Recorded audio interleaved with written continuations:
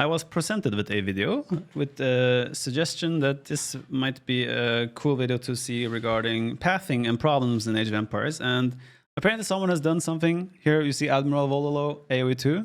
He has done a video where he's playing around with the collision size of villagers.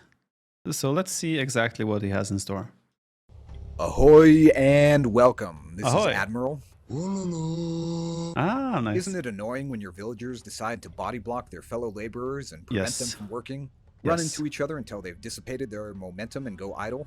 Challenge them to an extended dance-off before they can drop off their resources? Or get diverted on a sightseeing tour and lost when you tell them to go somewhere? True. Well, today we're going to look at an idea that I think has promise not only as a possible civ bonus with an economic dimension, but also has an application that may make it tempting at least to consider as a global change in confronting those movement issues. My interest in this concept was sparked a few years ago while designing a map with a large and densely populated city, and wanted smooth and efficient movement of economic units instead of the sluggish travel and frequent traffic jams I was getting. Yes, I could have just made the roads wider, but I wanted to preserve the feel of a packed city, including those narrow streets of cobblestone that some medieval cities are known for. The solution I ended up choosing was to make the units themselves smaller, and for the most part it worked.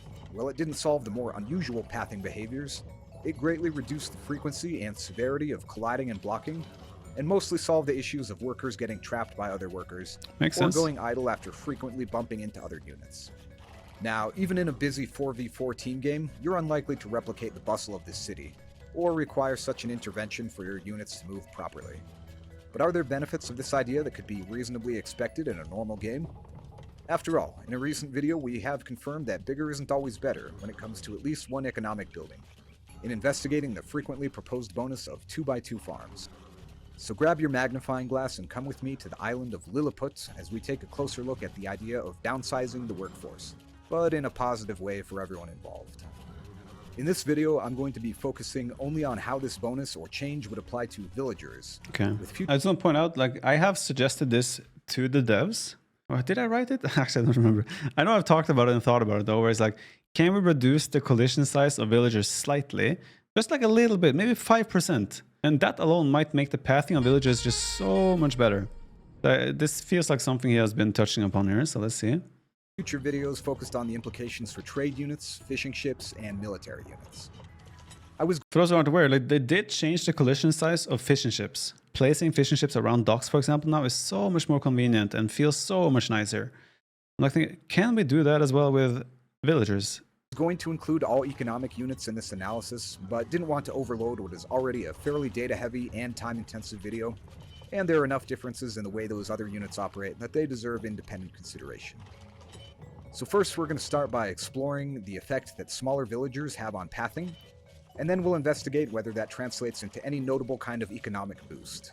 Now, villagers are listed as having a collision size of 0.2, or 1/5 of a tile's length and width, but keep in mind that this is a radius, so doubling it we end up with 40%, meaning that 2 villagers can block a tile such that a 3rd villager has to go around them unless part of their hitboxes spill over onto adjacent tiles.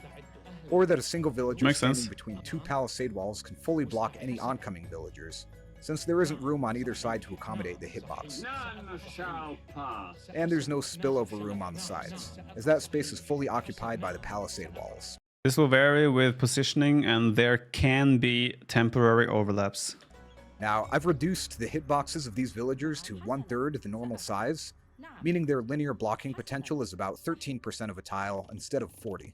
That seems too much, though. With these smaller villagers working, I only saw 1 instance of blocking, and experienced none of the other issues like units going idle or continuously running into each other. Whereas all of these behaviors are relatively common for the control group of normal-sized villagers. That obviously looked quite nice, but like, I feel like they're stacking a little bit too much there. It takes away a lot of the realism of villagers actually having a body, physical presence. But we'll get into that more in the economics section. So for now, suffice it to say that this has some clear benefits for pathing of your villagers while working. I also ran several tests of a pathing expedition across a large distance to see whether unit size had any impact on the speed or ability of a group of villagers to reach a far-off destination. While there wasn't significant variation in the time each group to reach the opposite end of the map, I was surprised to find that a number of villagers in the normal-sized groups didn't make it to their destination at all. Yeah, they but just around stop. 1/5 of the original group of 25 stood idly at some point along the route, which wasn't exactly an obstacle course. The smaller group of villagers all made it to their destination on the first 2 tries, although one did go idle on the 3rd trial, but compared to 4 or 5 each time for the normal group. I repeated each test several more times with similar In this test, 9 out of 25 vills got lost, but this is unusually results, high. with normally 0, but Okay. sometimes 1 or 2 villagers going idle from the small group of villagers, and almost always 3 to 6 going idle from the normal-sized control group. While more testing may be in order, I think it's safe to say that a change as simple as reducing the size of a villager's collision box objectively improves its ability to reach its destination when part of a medium or large-sized group, although I couldn't find any evidence of this being a factor for individual units. The only exception I found to this inferior pathing was that if you task them to build something far away, they do seem to all make it to that destination eventually. Although this is often not a practical way of moving and obviously doesn't work. This for obviously looks way unexplored better. territory. So there seems to be an improvement in pathing if specific tasks are involved rather than just telling villagers to go somewhere. I also found that smaller villagers are slightly better for evading enemies, as it's harder for them to block you as you run away. Although it's still possible, and overall, this seems like a minor and situational advantage, and likely less beneficial than the additional speed of Berber villagers. But in this case, he lowered their collision size by 1/3, right, of their original. So they had 13% collision size. 0.13 instead 0.40. I feel like that might be too much. Maybe some middle ground there would be nice, though. The only downside so far is that smaller villagers are more vulnerable to units with a Yeah, blast like that's too much, so right? just be extra watchful for manga. They shouldn't be able to stack like that. I also ran some gather rate tests to see to what extent this improved maneuverability manifests as an economic advantage.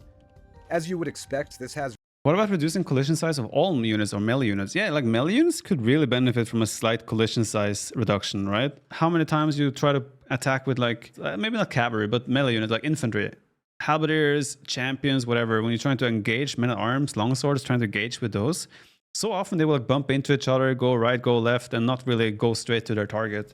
So maybe collision size is something they need to play around with. But then again, as we know, if you change the collision size of the units, probably they're going to walk through buildings, walk through walls, all that stuff. So it has to be done correctly if they were to do it. virtually no effect on low numbers of units, as well as on any number of food gatherers, as regularly bumping into other workers is not a significant part of the job description for farmers, hunters, and so forth, or for any villager. This I don't working like, alone. that it's that little. This does have a minor to moderate effect for miners and lumberjacks, however, which starts to appear at a little over 1% when 4 villagers are gathering together, and peaks at a little over 10% when you have a lot of villagers working on the same several tiles of resources. You can also save a little wood by skipping the second lumber camp without losing as much efficiency as you would without this bonus. Within the range of 8 to 16 villagers, this bonus yields a 3.5% to a 6% gather rate improvement, somewhat comparable to the Roman bonus, but only for wood, stone, and gold, and with a delayed onset and slightly higher ceiling. This is a pretty minor effect and probably not a sufficient basis for an entire economic bonus. This looks so satisfying though, just all the villagers are working. It is obviously too much and it feels like the economy will become way too good like this, but how satisfying does it look? The villagers are not bumping into each other, they're not getting stuck. Oh, if only, if only. But what if we stacked this with another small bonus that follows a similar line of thinking? It's not smaller mining and lumber camps, although that was the first step in my thought process, but rather walkable camps, which removes one more major collision hazard and saves villagers the time of having to walk around the camp, or having limited access to resources that are flush against the camp base. If I wanted to supersize this idea, I might even go for larger 3x3 camps that are walkable, thus providing more drop-off area. But for now, I'll just be considering the normal-sized camps. A little bit far. Keep in mind that neither walkable far. drop-off zones or smaller economic units are entirely unprecedented, as the town center is already made up of 3/4 walkable area, with only the top 4 tiles being impassable.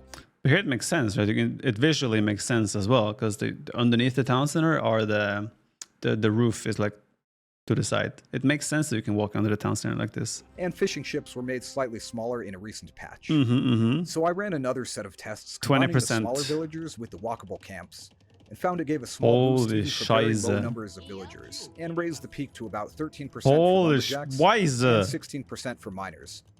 But within the range of 8 to 16 villagers, spans again from about a 3.5% to a 6% efficiency advantage for lumberjacks, although it provides about a 10 to 15% advantage for Man, miners. bomber cannons would So be why the do best these unit minuscule miners tend to for benefit raiding. more from this bonus?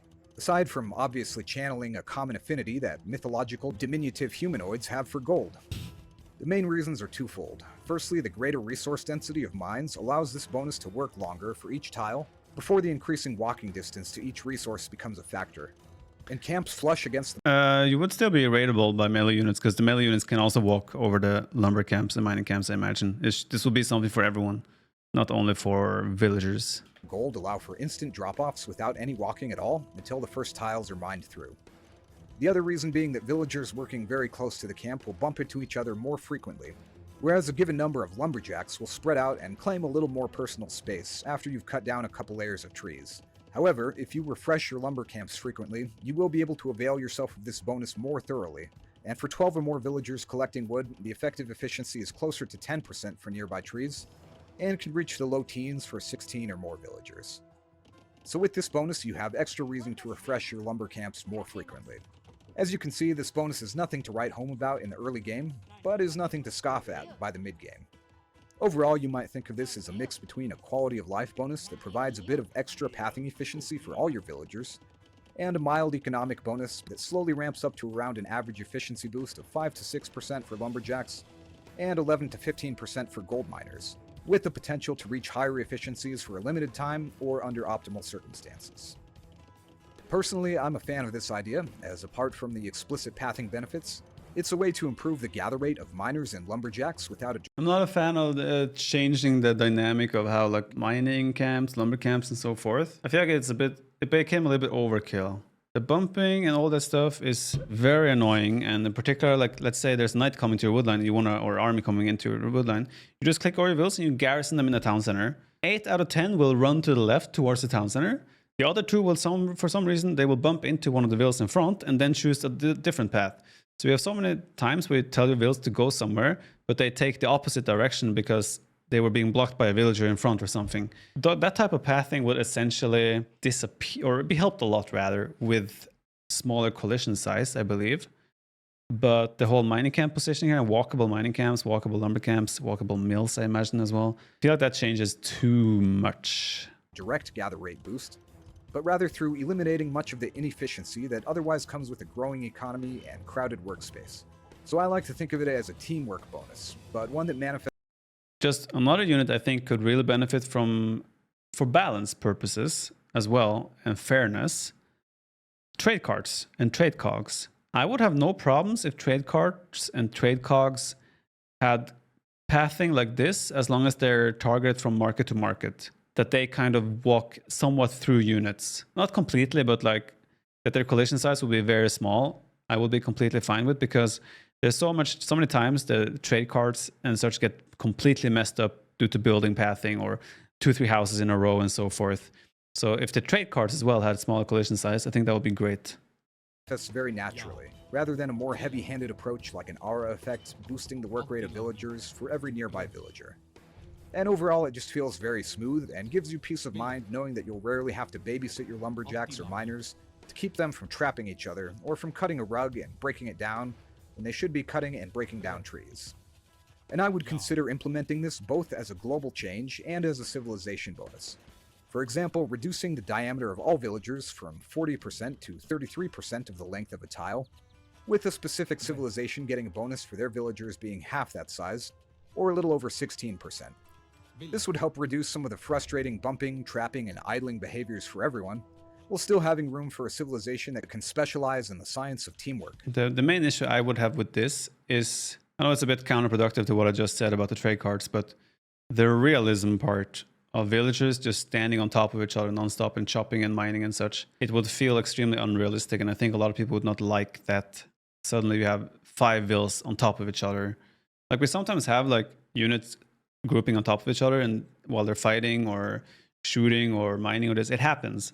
But to have it like nonstop, constantly, I think if you guys are familiar with StarCraft, when you task workers to a resource, they will all lose their collision size and be essentially transparent. You can walk through them and they will not be blocked by anything except like hard building. And that's like, it's fine for StarCraft. The pathing there is amazing and everything. But for Age of Empires, I feel like you need to maintain the realism still. to a certain extent. I know we have like if you patrol units, they go on top of each other and like within 2 tiles as well and things like that. But for villagers, it would just be such a big change that I feel like a lot of people would not like it. This would be a great bonus if the legendary Pathian civilization is ever added to AoE 2. Pathian. Their unique technology, Pathian tactics, making them the greatest movers and shakers of AoE 2, an absolute machine for perpetual motion. So those are the pathing and economic benefits I've found for something as simple as shrinking economic units. For the sake of thoroughness, it's worth pointing out that this does allow for more villagers to gather around hunted or herded animals. Oh god, that looks so satisfying. But I haven't found any notable or highly useful... Doubt castles will be no more, because every vill will make it to the castle immediately, hence the castle will go up. ...applications for that, so it's just a minor footnote here. As always, I hope you found this discussion interesting. If so, you can leave a like. If you have additional thoughts, you can find your path to the comments section. And oh, I left too fast, but still. Admiral Vololo AoE 2. Cool, looks like a solid creator. This video was very good. I liked it a lot. 200 villagers building a wonder. True. You could max out wonder builders, for example. Someone in chat said like dynamic collision size. If the villager cannot get to a point where it feels like it's blocked, it will dynamically reduce the collision size to the point where you can reach the target and then go back to work. That would be insane if they could do something like that. Leave a like, we'll subscribe. I really like the idea of lowering the collision size a little bit. This was a very good video. Shout out to Admiral Wololo AoE to check him out. Yeah, cool. I like it.